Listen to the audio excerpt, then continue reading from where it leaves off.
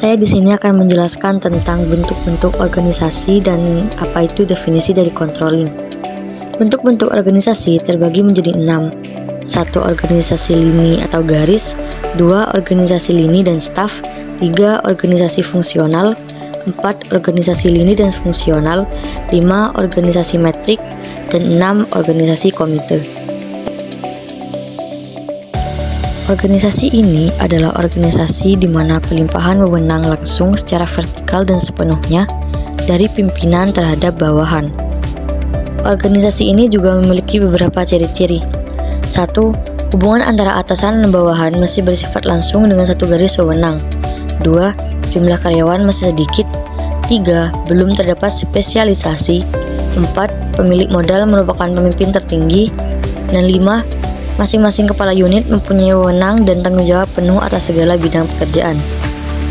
Organisasi ini juga memiliki beberapa kelebihan dan juga kelemahan. Kelebihannya, atasan dan bawahan dihubungkan dengan satu garis komando. 2. Memiliki rasa solidaritas dan spontanitas seluruh anggota. Dan 3. Memiliki rasa disiplin dan loyalitas yang tinggi. Dan adapun organisasi yang kedua adalah organisasi lini dan staf.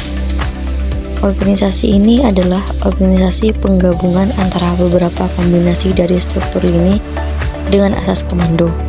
Akan tetapi tugas pimpinan dibantu oleh beberapa staf. Organisasi ini juga memiliki beberapa ciri-ciri.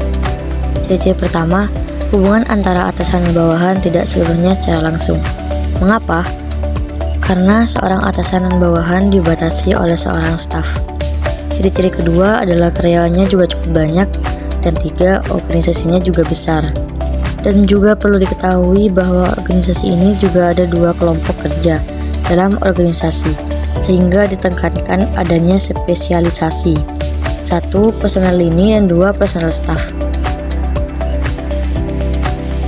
Organisasi fungsional adalah organisasi yang menggunakan prinsip spesialisasi berdasarkan fungsi, basic, dan juga peran. Struktur ini berasal dari konsep adanya pimpinan yang tidak memiliki bawahan dengan peran yang jelas. Organisasi ini diciptakan oleh F. W. Taylor, yaitu suatu bentuk organisasi di mana kekuasaan pimpinan dilimpahkan kepada para pejabat yang memimpin satuan di bawahnya dalam satuan bidang pekerjaan tertentu. Organisasi ini juga memiliki beberapa ciri-ciri. Ciri-ciri pertama, organisasinya kecil. 2. Di dalamnya terdapat kelompok-kelompok kerja staf ahli. 3.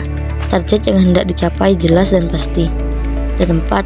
Pengawasan dilakukan secara ketat.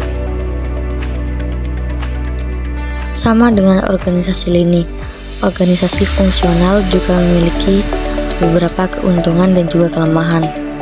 Keuntungan pertama dari organisasi ini adalah program terarah, jelas, dan juga cepat. 2. Anggaran, personalia, dan sarana tepat dan sesuai. 3. Kenaikan pangkat pejabat fungsional cepat. Dan 4. Dapat dicapai tingkat spesialisasi yang baik. Dan 5. Solidaritas antar anggota yang tinggi.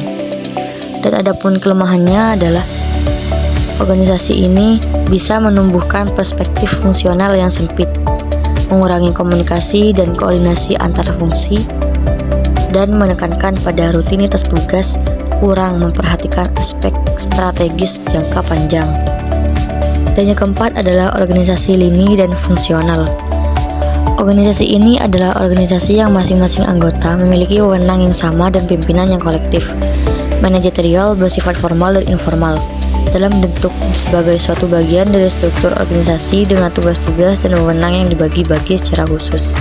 Organisasi ini juga bisa diartikan sebagai suatu bentuk organisasi di mana wewenang dari pimpinan tertinggi dilimpahkan kepada per kepala unit di bawahannya dalam bidang pekerjaan tertentu, dan selanjutnya pimpinan tertinggi tadi masih melimpahkan wewenang tersebut kepada pejabat fungsional yang melaksanakan bidang pekerjaan operasional, dan hasil tugasnya diserahkan kepada kepala unit terdahulu tanpa memandang eselon atau tingkatan. Ciri-ciri dari organisasi ini adalah 1. Tidak tampak adanya perbedaan tugas-tugas pokok dan tugas-tugas yang bersifat bantuan. Dan 2. Terdapat spesialisasi yang maksimal. Dan yang terakhir, Ciri-ciri dari organisasi lini dan fungsional adalah tidak ditonjolkan perbedaan tingkatan dalam pembagian kerja. Dan adapun keuntungan dan kelemahannya adalah sebagai berikut. Keuntungannya adalah solidaritas tinggi, 2. Disiplin yang tinggi, dan 3. Produktivitas tinggi karena spesialisasi dilaksanakan secara maksimal. Dan adapun kelemahannya adalah kurang fleksibel, 2. Pejabat fungsional akan mengalami kebingungan karena dikoordinasikan oleh lebih dari satu staf. Dan yang terakhir, spesialisasi memberikan kejenuhan. Dan yang kelima adalah organisasi metrik. Organisasi ini juga bisa disebut sebagai organisasi manajemen proyek, yaitu organisasi di mana penggunaan struktur organisasinya menunjukkan bahwa para spesialis yang mempunyai keterampilan di masing-masing bidang.